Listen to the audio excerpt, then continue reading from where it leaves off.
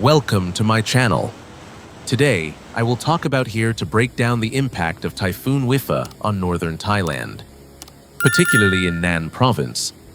As it unfolded in July 2025, this storm has brought significant challenges to the region, and I'll walk you through the key details, from its meteorological background to the damage it caused and the ongoing response efforts.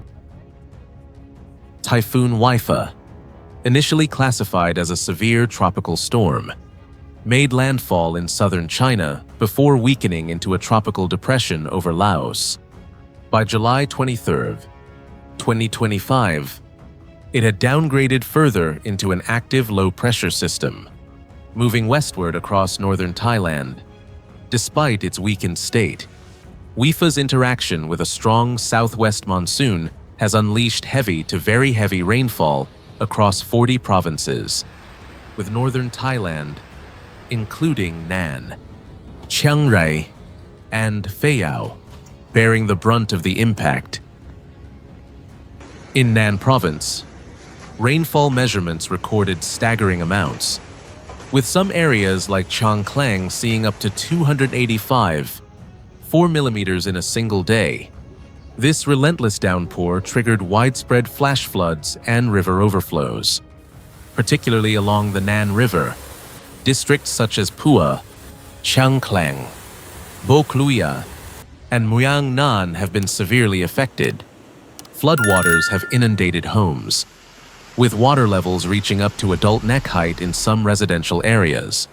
Videos from eyewitnesses show streets transformed into raging rivers, with floodwaters sweeping away buildings and submerging cars up to their roofs. The infrastructure damage has been significant. In Nan, the bridge over the Phua River in Ban Tha Lo collapsed, cutting off critical road access. Major roads across Nan and Chiang Rai have become impassable due to landslides and flooding, isolating villages and forcing residents to rely on boats and makeshift rafts.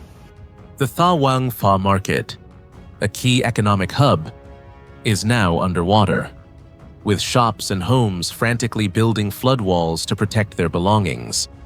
A landslide in the Safan Ban Huai Mi area of Bo Kluya district has further compounded the crisis, flooding rice fields and threatening livelihoods.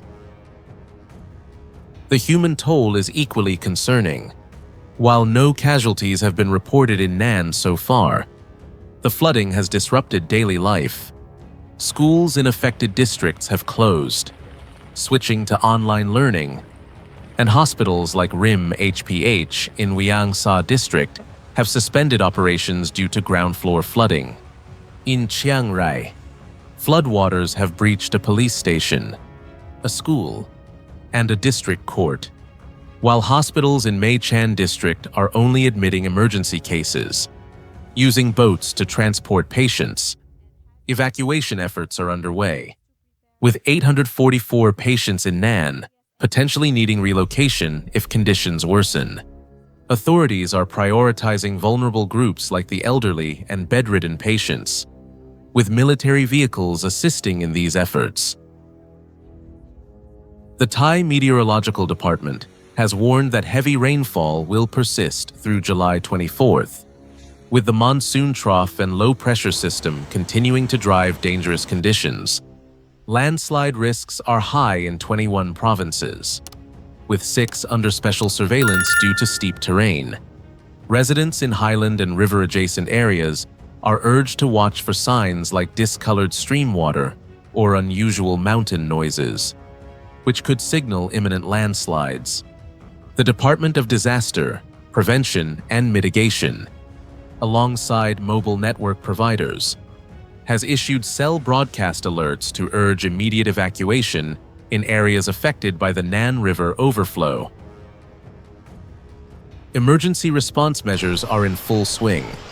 Nan's governor, Chainarong Wongyai, has called urgent meetings to coordinate with agencies, while Nan municipality is monitoring water levels at critical points like the N1 measurement station, where the Nan River is nearing its critical 6-meter mark. Chiang Mai has established an emergency command center at the Smart Water Center, with field operations at the Navarat Bridge to manage the expected influx of water from the Ping River by July 26th. Shelters are operational, with Chiang Rai preparing over 50 safe zones and Nan setting up safe areas for people and livestock in every village. A 24-hour helpline, 15 to 67, is available for residents to report issues or seek assistance. From a meteorological perspective, Wipha's impact is amplified by the southwest monsoon, which has strengthened across the Andaman Sea and the Gulf of Thailand. This has led to wave heights of 2 to 4 meters, posing risks to coastal areas and prompting warnings for small boats to remain ashore.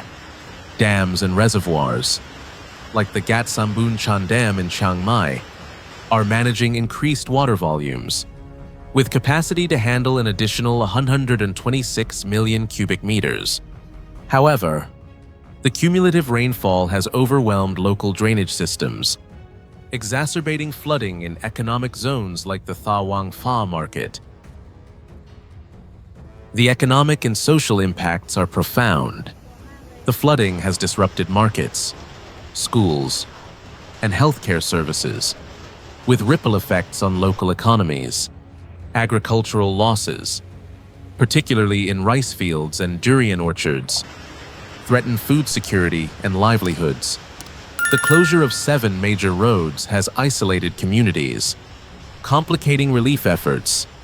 Preliminary damage estimates are not yet available, but the scale of disruption suggests significant costs, especially when compared to last year's floods, which caused 4 billion baht in damages in Chiang Rai alone.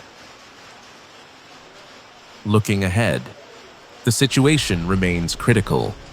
The Thai Meteorological Department predicts that Wipha's remnants will move toward Myanmar by July 25th, potentially easing rainfall in Thailand.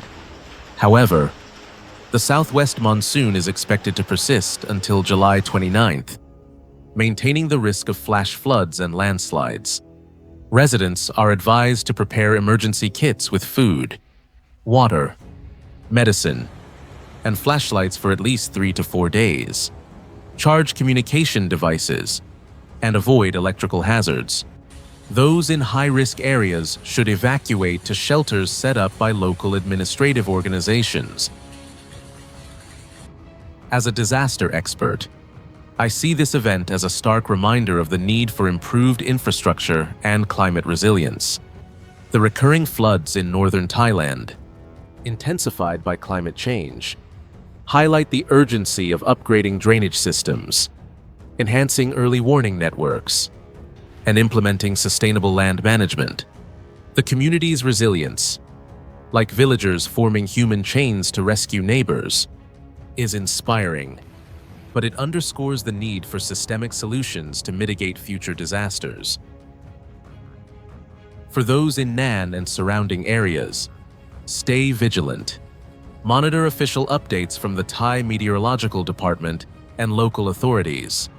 If you're in a flood-prone area, move to higher ground, secure your belongings, and follow evacuation orders. This storm may be weakening, but its impacts are far from over. Stay safe, and let's hope for a swift recovery for all affected communities.